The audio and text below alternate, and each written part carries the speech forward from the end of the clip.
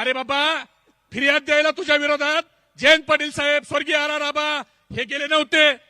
तुझ्या विरोधात मंगळसूत्र चोरीची केस कुणी केली? थोरातनं केली.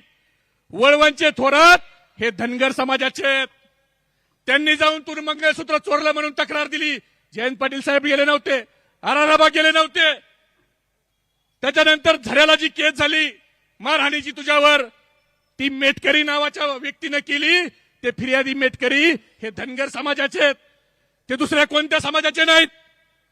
जल स्वराज्याचे जर तू काम बोगस केलं, त्याची जी तक्रार कुरुंदवाडीच्या नारायण चौरेंनी केली, ते नारायण चौरे आता तुझ्या सोबत आहेत. ते देखील धनगर समाजाचे आहेत, ते इतर समाजाचे नाहीत. तू काय धनगर समाजाचं नाव घेऊन सारखं हे करतो? तू लोक मारणार, तू जमिनी खाणार, आणि तुझ्यावर वेळ आली की तू समाज पुढे करणार, लोकांना शिव्या देणार.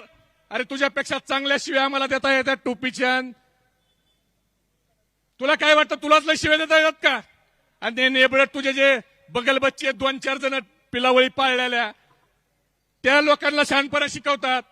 देवेंद्र फडणवीस, ही जी वेळ आली ना, तुम्हाला मी एकच गोष्ट सांगतो फडणवीस साहेब, एक कुत्रा असतो, तो कुत्रा एका मालक त्या कुत्र्याच्या गळ्यात साखळी ठेवून एका पुलावर उभा असतो, आणि येणारा जाणारा माणूस आला की तो कुत्रा सारखा त्या माणसाला भोकायचा.